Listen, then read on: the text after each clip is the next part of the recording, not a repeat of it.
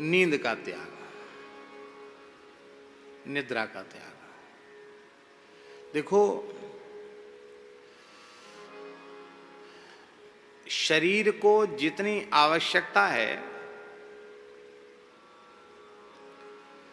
उतनी नींद लेने में हानि नहीं है, क्योंकि यदि इसको हम नकार देंगे तो बात बनेगी नहीं। गीता जी के उस उपदेश से विरोध हो जाए, युक्ताहार विहारस्य युक्त चेष्ट स्वकर्मसु युक्त स्वप्नावबोधस्य योगो भवति दुःखः। जगना सोना सब है। शरीर साधन के योग्य बना रहे इसके लिए हमने विश्राम किया, निद्रा ली, अनुचित नहीं है, ठीक है। सोना कोई दोष युक्त नहीं, पाप युक्त नहीं है, लेकिन जब देखो तब सो ही रहे। रात में सो गए, कितने बजे? बोले हम तो आज बहुत देर हो गई सोने में। कितने बजे? 8 बज गए। क्या करें, लो साहब 8 बज गई तो देर हो गई सोने में। जगे कितने? बोले आज तो बहुत जल्दी जग गए। कितने बजे? क्या करें, हल्ला गुल्ला बहुत होने लगी, 8 बजे फिर जग नहीं पड़ा। भले आदमी रात को 8 बजे सोए, सवेरे 8 बजे जगे, फिर भी कहते कि जल्दी जगना पड़ा, देर हो गई सोने में। चलो अब तो बहुत सो लिया, कोटा पूरा हो गया, 12 घंटा सो लिए। 12 घंटा हो गया ना, अब तो 12 घंटा सो लिए, 12 घंटा तो जगो। स्नान ध्यान किया, झूठे सच्चे कुछ माला लेके बैठे, ऐसे करने लगे। कथा में बैठे तो सोने लग गए। अरे महाराज, बड़े बड़े वीर पुरुष होते सोने वाले, चलते चलते सो लेते हैं। हाँ, अभ्यास होता, कई लोग चलते चलते सो लेते हैं। किसी का सहारा लेंगे, हाथ पकड़ लेंगे और सोते सोते चले जाएंगे। एक ऐसे महात्मा है, पूरी सात को उसकी परिक्रमा में सो जाएंगे, हाथ पकड़ के चलेंगे, आपको पता नहीं चलेगा सो रहे हैं। ठीक गति से पैर पड़ते चले जाएंगे, कहीं गिरेंगे भी नहीं। हाँ, हाथ छोड़ दोगे तो गिर जाएंगे, क्यों? फिर तो सो ही रहे ना।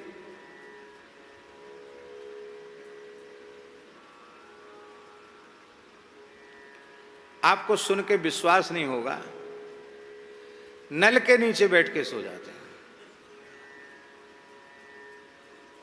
भारी वीर पुरुष।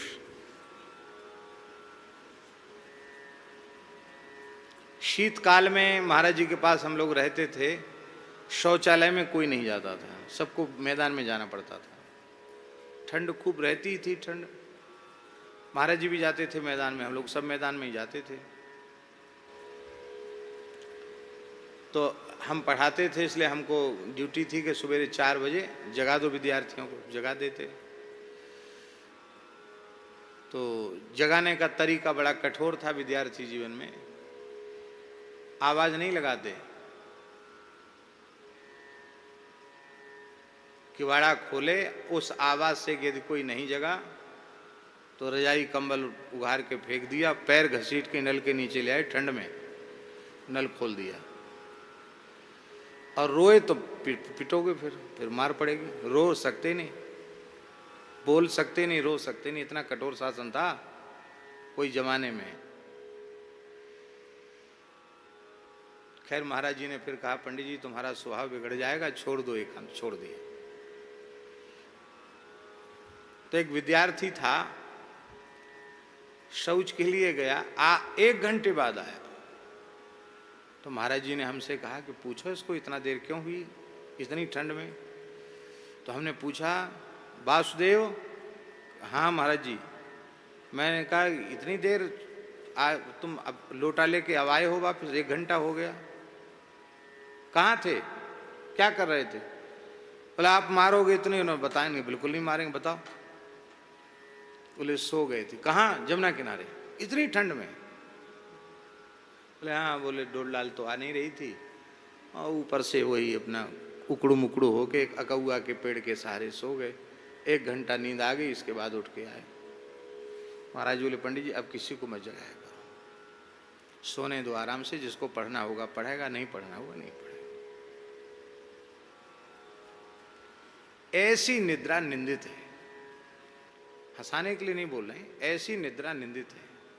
शरीर को स्वस्थ रखने के लिए जितना सोना आवश्यक उतना तो सो जाओ, कोई बात नहीं, उससे अधिक सोना ठीक नहीं।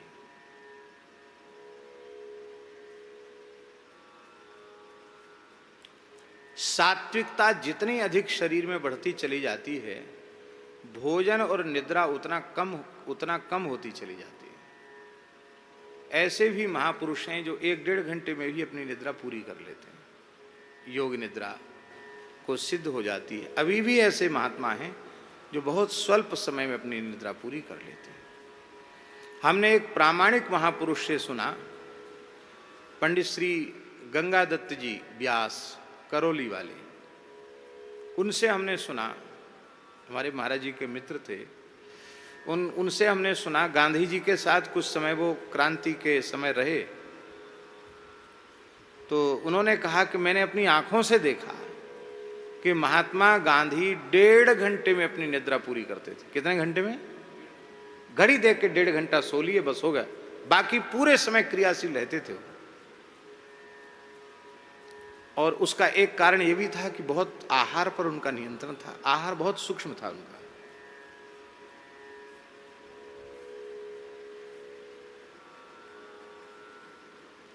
तो कहने का आशय हमारा यह है कि आहार और निद्रा, इनका बड़ा संबंध है।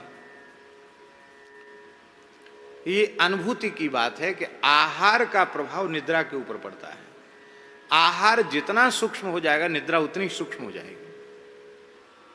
और साधन करने वालों को बहुत जल्दी विश्राम मिल जाता है। क्यों? विश्राम निद्रा में नहीं मिलता, विश्राम सुषुप्ति की अवस्था में मिलता है। और सुषुप्ति की अवस्था थोड़ी देर के लिए आती है। जब हम ठीक हमारा सब साधन बनने लग जाएगा तो हम विश्राम में जाते ही सुषुप्ति में चले जाएंगे, और सुषुप्ति पूरी होती निद्रा पूरी हो जाएगी। तो थोड़े समय में विश्राम हो जाएगा।